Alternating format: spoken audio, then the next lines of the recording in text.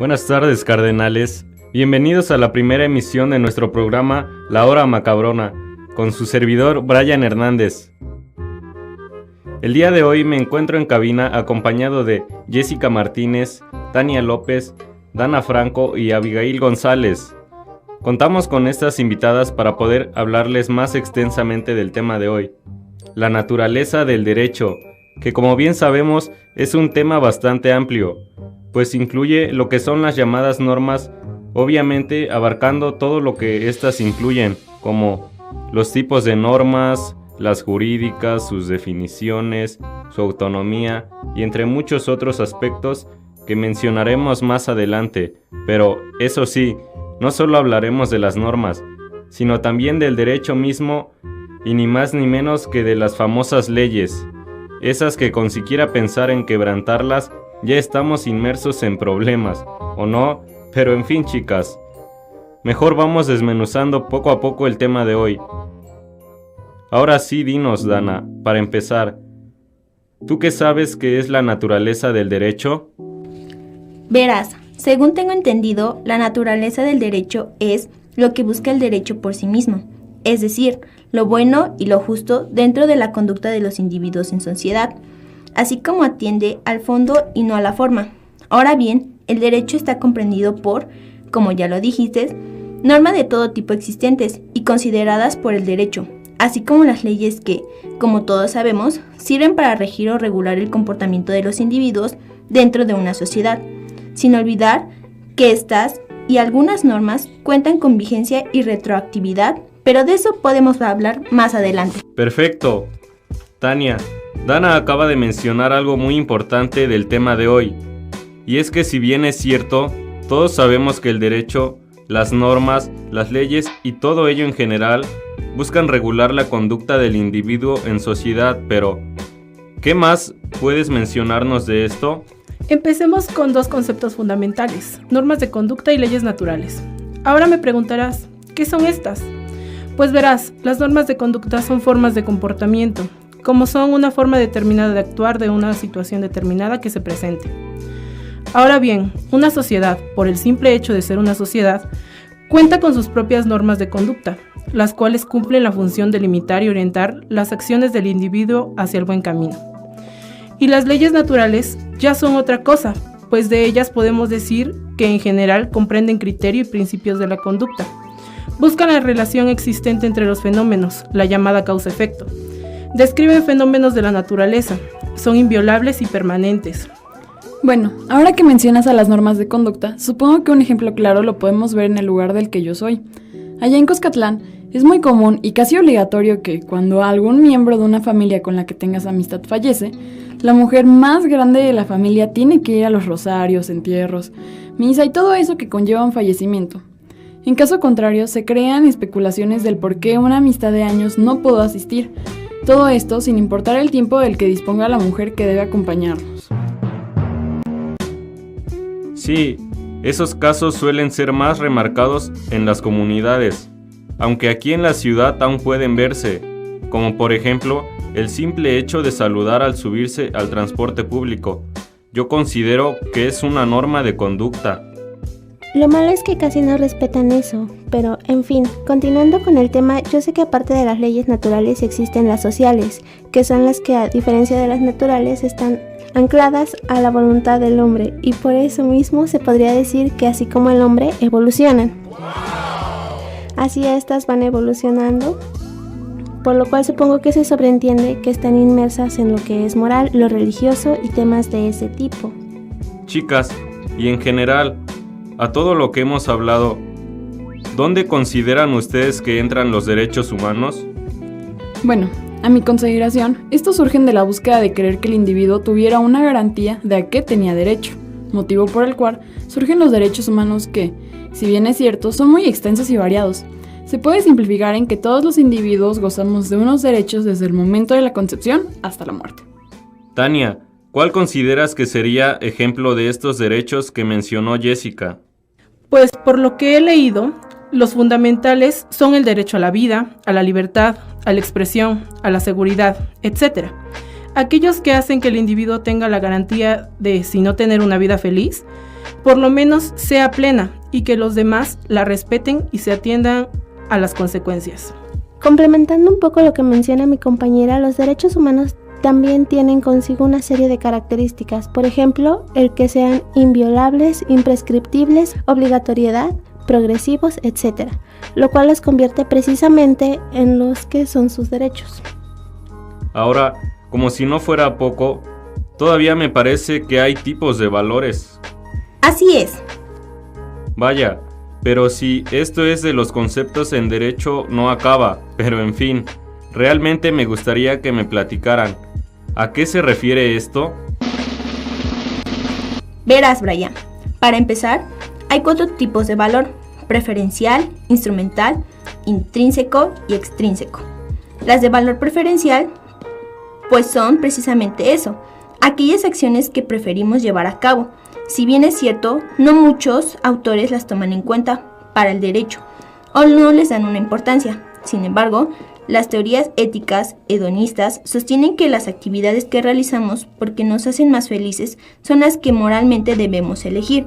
Sin embargo, yo no estoy tan de acuerdo en esto porque, por ejemplo, si lo que me hace feliz es matar, entonces, ¿es lo que moralmente debemos elegir? Pero en fin, continuando con la explicación, el valor instrumental es aquel que se le da a los objetos, cosas en general o todo aquello que se refiera al sentido material. Disculpa, Brian, pero aquí va tu pregunta acerca de estos tipos de valor. Pues yo he leído que estos tipos de valor están íntimamente ligados con la moral, y la moral es parte del derecho mismo. Perfecto, gracias. Disculpa, Dana, continúa. No hay problema. Continuando con los tipos de valores, el llamado intrínseco es todo aquello que es parte fundamental de algo, como la parte de explicación de este mismo.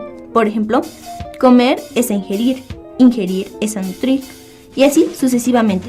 No sé si quedó muy claro con mi ejemplo, pero en fin, el último es el extrínseco, que son las actividades motivadas por algo fuera de la misma, como los premios que te dan por tus buenas calificaciones y así. Bien explicado, gracias.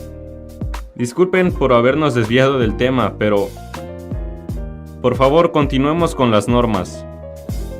¿Algo más que les gustaría añadir? Por ejemplo, los tipos de normas que hay. Bueno, según García Maínez en su libro Introducción al Estudio del Derecho, menciona que la palabra norma suele usarse en 2 sentidos, uno amplio y otro estricto. Lato sensu, aplícase a toda regla de comportamiento, obligatorio o no. Stricto sensu, corresponde a la que impone deberes o confiere derechos. Ahora bien, si bien es cierto, todas las normas son importantes y todas deben llevarse a cabo teniendo en cuenta el lugar en el que uno se encuentre, la religión que practique y las normas jurídicas que lo rijan, así como los valores o el nivel de moralidad que se tenga. Y es de aquí precisamente de donde parte el primer tipo de norma que me gustaría mencionar, que son precisamente las normas morales, que según sé, son aquellas que nacen con nosotros, pero vamos sumándole o restándole, según sea el caso, día con día, con base a las vivencias y experiencias que nos enseñaron que sí y que no debe hacerse de acuerdo a nuestra moral y nuestros valores. De ahí considero que va lo que son las normas religiosas, que, como su nombre bien lo dice, son aquellas que imponen conductas a la sociedad por medio del poder divino, y de lo contrario, se tendrá una sanción de la misma naturaleza. Sin embargo, no se está comprobado que esto sea cierto, pues el hombre no puede llevar a cabo este tipo de justicia por su cuenta. Es necesario que se entienda que éstas se llevan a cabo por amor a Dios y no por imposición. Y por último, tenemos aquellas que son las reglas de conducta, o sea, las normas jurídicas. Normas jurídicas. Si bien recuerdo, estas son las que pueden ser sancionadas por el Estado, trayendo consigo los procedimientos legales y todo lo que hablaremos más adelante. Abigail, ¿qué más podrías mencionar acerca de las normas jurídicas? Algo que sí me gustaría recalcar de estas es que son heterogéneas, lo que quiere decir que son ajenas a la voluntad, o sea, que deben de cumplirse sí o sí, motivo por el cual tienden a lograr un orden social, justo debido a que una complementa a la otra, acompañándose, como ya lo mencionabas, de una sanción ante el hecho de no ser cumplida. ¡Wow! Más despacio, velocistas. No tengo duda alguna que son unas invitadas empapadas en el tema. Pero hay algo que a mí me llama la atención. Estas normas jurídicas tienen algo así como partes, como elementos ¿Algo que las componga? Así es, según tengo entendido, están constituidas por 5 partes. La primera es el sujeto jurídico, de los cuales hay 2 tipos: los que tienen capacidad de goce, es decir, los menores de 18 años, y aquellos que tienen capacidad de ejercicio, que son los individuos que ya cuentan con la mayoría de edad. Posteriormente nos encontramos con lo que es el objeto jurídico, mejor conocido como el bien material, en el que pueden recaer prestaciones. La tercera parte es conocida como relación jurídica, que es el vínculo entre 2 sujetos jurídicos que debido a determinadas acciones se colocan cada uno en un lugar, ya sea acreedor o deudor. El penúltimo lugar lo encontramos con una consecuencia jurídica, que, como su nombre lo dice, es igual a un vínculo entre sujetos derivados de la infracción de un deber jurídico. Y por último tenemos lo que es la finalidad, es decir, lo que buscan las normas. ¡Wow! Y eso no es todo, Brian. Tan solo las normas jurídicas cuentan con 8 características tan extensas como el mismo tema. Vaya, ¿y cuáles son estas? En primer lugar, tenemos lo que es la bilateralidad y unilateralidad. La bilateralidad, así como impone deberes, concede facultades. Yo considero que algo así como una hipoteca. Sin embargo, la unilateralidad nos habla de que solo una de las partes está obligada a realizar determinado acto, como por ejemplo el testamento. En segundo lugar, tenemos la coercibilidad y la incoercibilidad. La primera se refiere a que la norma puede hacerse valer a la fuerza, como cuando corren a las copeñas del centro por estar infringiendo la norma de no vendedores ambulantes. La incoercibilidad, sin en cambio, se refiere a aquellas que su cumplimiento debe ser efectuado de manera espontánea. En tercer lugar, tenemos la generalidad, que nos habla de que las normas están destinadas para categorías de personas, es decir, van dirigidas a un grupo en específico. Llamémosles niños, discapacitados, mujeres, hombres, o pueden ser igual para ciudadanos en general, sin importar el género. Pero estas no están creadas para el individuo en específico, sí y el resto no. Posteriormente tenemos lo que es la abstracción, que no es más que el hecho de la forma no dispone para casos concretos, ni para hechos determinados, sino para categorías de estos, algo similar, según entiendo yo, a la generalidad. La interioridad y la exterioridad es un poco más extenso de explicar, así que empecemos por lo que es la interioridad. Se refiere a cuando una norma no solo regula el comportamiento externo, sino también el interno, como son pensamientos y motivaciones. La exterioridad se refiere a las normas que solo regulan los actos exteriores, o sea, aquellos que podemos percibir con los sentidos. Disculpa que te interrumpa, Dana, pero si no mal recuerdo, García Maínez menciona en su libro que para que una acción sea buena requiere que el individuo obre no únicamente conforme al deber, sino por deber, es decir, sin otro propósito que el de cumplir la exigencia normativa. Supongo que este quedaría como un ejemplo un tanto analítico de lo que acabas de mencionar. En efecto, Jessica, ahora dime, ¿puedes seguir comentándome acerca de las otras 3 características faltantes? Si no mal recuerdo, una de las faltantes es la legitimidad, que consiste en que la norma, para ser obligatoria, debe cumplir con determinados requisitos. En caso de no ser así, automáticamente deja de ser obligatoria. Posteriormente tenemos lo que es la permanencia, es decir, el carácter propio de la norma jurídica, pues, según Legas Lacambra, decir que la norma es permanente no se refiere a que sea eterna, sino que ésta rija sin interrupción hasta su derogamiento. Y por último tenemos lo que es la autonomía y la heteronomía.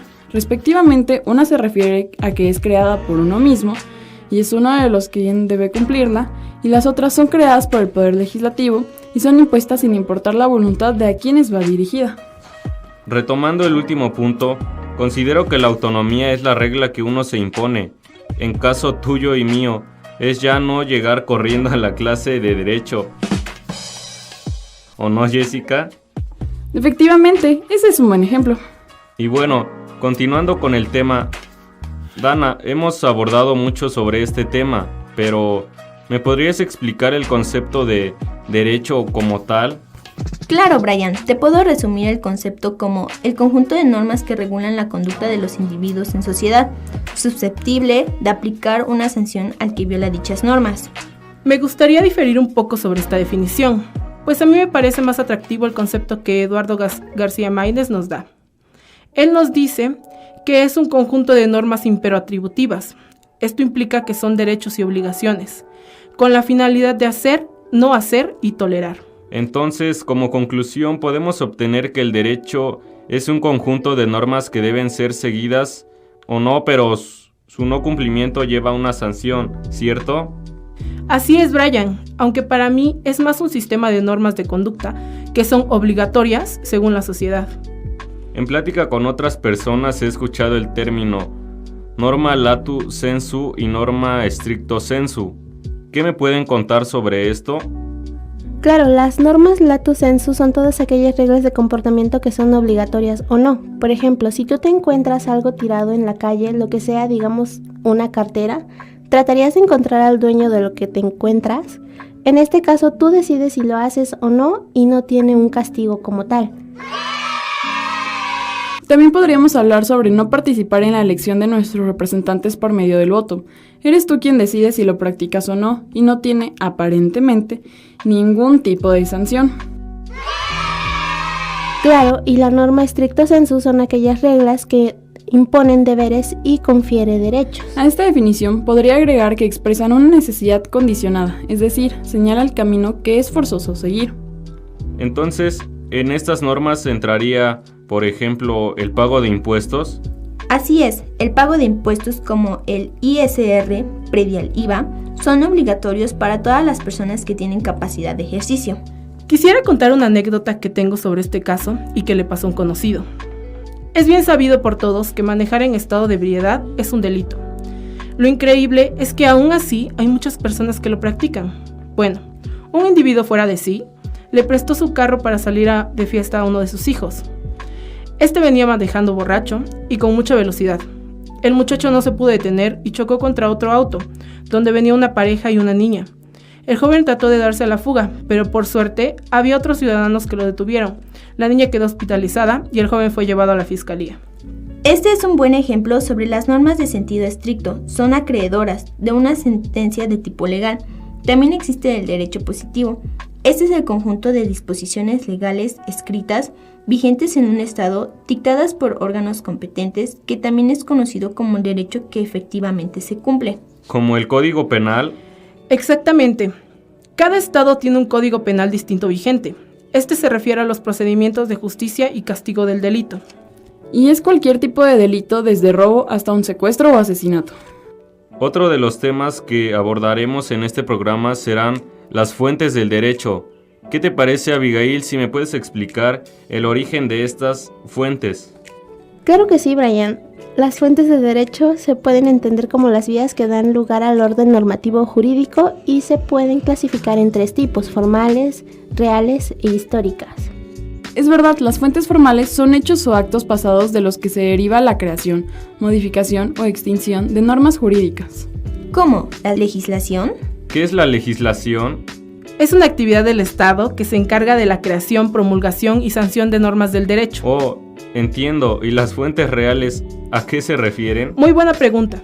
Las fuentes reales son los elementos que determinan las normas jurídicas, como por ejemplo la jurisprudencia, la costumbre y los principios generales del derecho. Abigail, ¿me podrías explicar qué es la jurisprudencia? Es el conjunto de sentencias, decisiones o fallos dictados por los tribunales de justicia. Por ejemplo, vamos a suponer en este caso que 2 hermanos se peleen por los bienes que poseen en herencia, y uno de ellos, en medio de la sucesión, toma posesión de uno de los bienes generados, generando ganancia a partir de su utilización. Es por esto que su hermano inicia acciones legales para reclamar el uso y goce de ambos. En este caso, si bien la ley considera que ambos son herederos legítimos de los bienes de sus padres fallecidos, no habla de qué sucede si uno de los herederos utilizará dichos bienes y generará ingresos a partir de los mismos, perjudicando a sus hermanos. ¿Qué son los principios generales del derecho? También son conocidas como doctrina y son un conjunto de estudios e interpretaciones que realizan los juristas, es decir, un experto legal que tiene carácter obligatorio. Por ejemplo, en caso de duda, el juez deberá de absolver. Durante todo este tiempo hemos estado hablando sobre leyes, pero ¿qué es una ley, Jessica? La ley es la norma de derecho que tiene carácter permanente, general y obligatorio, que emana del órgano del poder público. Creo que sería interesante si nos contaras, Tania, cuál es el proceso de creación de la ley. Es también llamado proceso legislativo y está regulado en los artículos 71 y 72 constitucionales. Y según el maestro Eduardo García Maínez, es frecuente distinguir 6 etapas: iniciativa, discusión, aprobación, sanción, promulgación, publicación e inicio de la vigencia.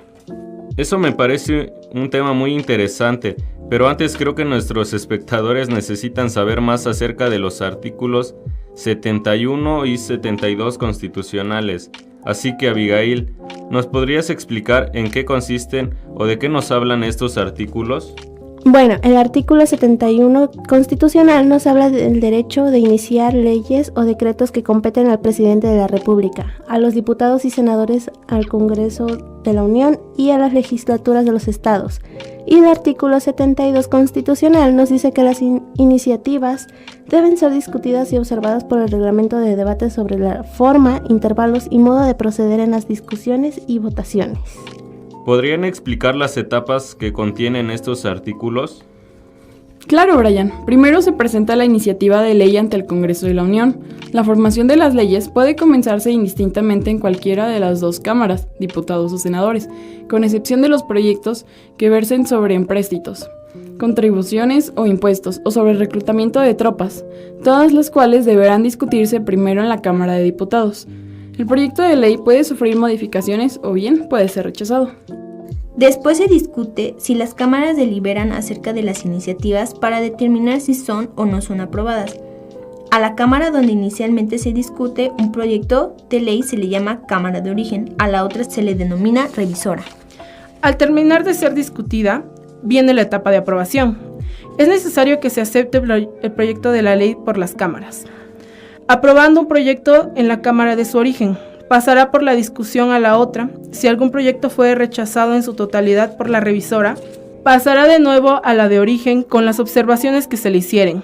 Y si algún proyecto fue desechado en parte o modificado o adicionado por la cámara revisora, la nueva discusión revisará únicamente sobre lo deshecho o sobre la forma o adiciones sin poder alterar de manera alguna los artículos antes aprobados. Todo proyecto de ley que refiere desechando la cámara de su origen no podrá volverse a presentarse en las sesiones del año. Aprobado un proyecto de ley por el Congreso, pasará al Ejecutivo para que haga las observaciones que estime convenientes. Se denomina sanción a la aceptación de un proyecto hecho por el Poder Ejecutivo, presidente. La facultad que tiene el Ejecutivo de hacer observaciones a los proyectos de ley se llama derecho de veto. La publicación de una ley tiene que ser dada a conocer a quienes deben cumplirlas. No basta la aprobación de las cámaras y del presidente de la República, sino que es necesario e indispensable que sea conocido por todos los habitantes del país. Para tal efecto es necesario que se publique en el periódico oficial del Estado, llamado Diario Oficial de la Federación, después de lo cual se reputa conocido por todos.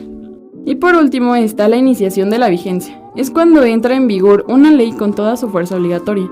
2 sistemas existen para que las leyes inicien su vigencia: sucesivo y sincrónico. ¿En qué se basa cada sistema? El sucesivo está regulado de la siguiente manera: las leyes, reglamentos, circulares o cualesquiera otras disposiciones de observancia general obligan y surten efectos 3 días después de su publicación oficial. El tiempo que existe entre el momento de la publicación de la ley y aquel en que comienza su vigencia se denomina vacatio legis. El sistema sincrónico consiste en que si la ley, reglamento, circular o disposiciones de observancia general fija el día en que debe comenzar a regir, obliga desde ese día con tal de que su publicación haya sido anterior. ¿Y qué es la vigencia de la ley? La iniciación de vigencia de la ley está regida por 2 principios: vigencia inmediata e retroactividad. ¿En qué consiste cada una? La vigencia inmediata de la ley es el principio. Ya analizado, la ley inicia su vigencia en la fecha de la publicación. La irretroactividad de la ley es un principio establecido por el Código Civil. La ley solo puede disponer para lo futuro y no tendrá jamás efecto retroactivo. Ahora bien, supongo que debe haber algo que hable acerca de la ignorancia de la ley. En general, sea a tiempo o de manera tardía, la ley pues puede ser aplicada sin alegar el desconocerla, porque también hay quienes se quieren pasar de vivos y defenderse con un "yo no sabía". Puedes desconocer que el actor que estás realizando sea merecedor de una sanción, pero creo que todos tenemos una idea clara de que estos actos no están permitidos. Sí, como lo son los delitos más frecuentes, robo, secuestro o violación. Digo, no puedes decir que no sabías que es ilegal cuando es algo que ya sabes de cajón, algo que vemos en la tele, escuchamos en la radio desde pequeños. Supongo que hay casos en los que realmente desconoces cómo es que se clasifica un delito o si en verdad procede. Pero si ya te están deteniendo es por algo, porque si hay algo que averiguar por ahí, así que mejor asesorarse de la mejor manera. Si no te mantienen detenido, pues ya la libraste, pero si no, mejor tener mucho dinero. Además, utilizar eso como excusa no es muy lógico. Desde el momento en que te llega una notificación por parte de la fiscalía o en el momento que se realiza tu detención, ya te están informando el motivo. Así que teniendo en cuenta las clases del profesor de que todo es interpretativo, podemos decir que te podrás querer excusar, pero ellos pueden darte un revés diciendo: se le informó al momento de su notificación, detención, los motivos. Así que ya no es un argumento válido. Ahora bien, chicas, a mí me gustaría que hablemos de la retroactividad de la ley. Pero para entender mejor sobre el tema del que vamos a hablar, díganme ustedes, ¿qué es retroactividad? Sonará irónico, pero retroactividad es una cualidad de retroactivo, y en la materia que nos compete, que es derecho, nos dice que es la aplicación de nuevas normas jurídicas o hechos pasados antes de su promulgación. Entonces, si X delito se cometió antes de que dicha ley fuese promulgada, cuando ésta entre en vigor, puede ser aplicable al delincuente, digámoslo así. Recordemos que dicha aplicación retroactiva de las leyes no puede afectar derechos adquiridos o amparados por garantías constitucionales. Así es, dichas normas jurídicas solo proceden en beneficio de la persona y no en lo que pueda perjudicar. Se nos dice que las leyes retroactivas solo pueden ser dictadas por un legislador común o por el constituyente. Para que la ley sea retroactiva se necesita que obre en el pasado y no lesione derechos adquiridos bajo el amparo de leyes anteriores. Bueno, pues ahora háblanos sobre cómo es que se divide o clasifica el derecho. Muéstranos qué tan extensa puede ser su clasificación, por favor. Sí, claro, les hablaré acerca de las clasificaciones teóricas del derecho, empezando por la primera clasificación, que es la que divide al derecho en derecho objetivo y en derecho subjetivo. El derecho objetivo es más que nada la norma jurídica en sí misma, es decir, se ve la norma jurídica como un objeto. Todas las normas que encontramos dentro de las leyes, reglamentos, los ordenamientos jurídicos como tales, serían como tales el derecho objetivo. Las normas jurídicas vistas como un objeto, y por otra parte también tenemos el derecho subjetivo. Este se los definiré como la facultad o el permiso dado de la norma jurídica y que cada uno de nosotros tenemos en lo particular. Yo quisiera dar un ejemplo sobre el derecho subjetivo, si me lo permiten. Claro, adelante. Danos un ejemplo si eres tan amable, por favor, que para eso tenemos varios invitados. Pues un ejemplo de derecho subjetivo sería mi derecho de transitar libremente por las calles, mi derecho de asociarme con fines políticos, etc. Derechos o permisos que de alguna manera no están relatados en una forma jurídica o en un ordenamiento, pero que la facultad que yo tengo en particular es lo que clasifica o se define como derecho subjetivo. Pues sí, así como lo mencionó, ella se encuentra el derecho al libre tránsito, entre otros que la mayoría hoy en día conocemos. Claro, así es. Así como lo marca el artículo 11 de nuestra Constitución. Exactamente. Pero prosigue, por favor. De ahí tenemos otra clasificación del derecho, que es la del derecho real y el derecho personal. El derecho real es la facultad o poder que yo tengo de aprovechar una cosa de manera directa y autónoma. Pero, por otro lado, hablando del derecho personal, es la relación que existe entre dos personas por medio de la cual una puede exigirle a la otra determinada conducta o prestación. Otra clasificación del derecho nos dice que este se divide en derecho público, derecho privado y derecho social. Esta clasificación nos la puede explicar muy bien Dana.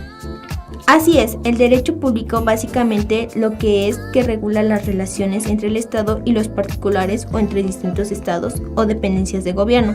y el derecho privado se limitaría a regular relaciones entre los particulares, y por último, el derecho social sería como una mezcla entre el derecho público y el derecho privado, es decir, regula relaciones entre particulares, pero con un mínimo de aspectos irrenunciables, es decir, aspectos que no se dejan a voluntad de las partes, sino que debe observarse como la ley establece como mínimo a respetar.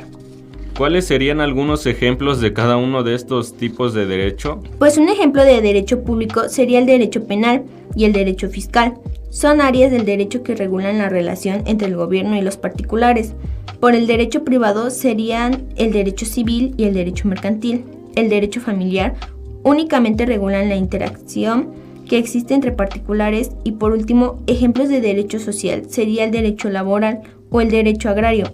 Son áreas del derecho en las que, si bien los particulares podemos ponernos de acuerdo en ciertos aspectos, existe un apartado de condiciones que no pueden dejarse a la voluntad de las partes y que en todo caso se deben respetar. Por último, chicas, y no menos importante, coméntenme un poco acerca del derecho y sociedad. Pues en el derecho en sociedad podríamos dar una definición de derecho como que el derecho es una profesión que ayuda a establecer ciertas regulaciones, cierto orden en la vida de las personas, o mejor dicho, los ciudadanos. Pues en relación a esto, cuando hablamos de derecho, nos estamos refiriendo al sistema de normas jurídicas de una región, un país o un territorio. Se da con el objetivo de mantener bajo control comportamientos, actos sociales y cotidianos. Una sociedad donde tengamos justicia y derecho es una sociedad donde se actúa y se vive civilizadamente. Yo pienso que a partir de esos dos preceptos nosotros aprendimos a vivir armónicamente. Eso nos ha permitido que en la civilización y la sociedad se preserve la misma especie. Si viviéramos en un estado de progreso todos contra todos, pues sería imposible la convivencia. La convivencia la ha construido. Se ha construido por la humanidad a partir de contar con un derecho, de contar especialmente con justicia, que se sustenta mucho en el derecho. Y en esta sociedad y hoy en día, ¿quiénes son los profesionales del derecho? ¿Acaso los abogados? Sí, estás en lo correcto, ya que los abogados son los profesionales del derecho y su función es servir como mediadores y facilitadores en la solución de problemas jurídicos y en el manejo de gestión de la justicia. Yo considero que las características más importantes de un abogado serían primeramente dedicación, responsabilidad, mucha entrega, transparencia y honestidad. Eso es lo que pienso yo, que el abogado tiene y debe de ser una persona altruista, que se entregue a la causa que está defendiendo. No puede hacer que se sospeche de su transparencia de actuación, y pues que derecho es un elemento que ayuda a regular el orden social y por lo tanto su ejercicio toca en diferentes aspectos de la vida. Bueno, cardenales, eso ha sido todo por esta emisión. Realmente me encuentro agradecido y satisfecho por el trabajo de mis colegas. Gracias, chicas, por venir, y gracias, cardenales, por escucharnos. Ha sido un placer. Recuerden que mi nombre es Brian y el día de hoy me encontré en cabina con Jessica, Dana, Abigail y Tania en su podcast La Hora Macabrona.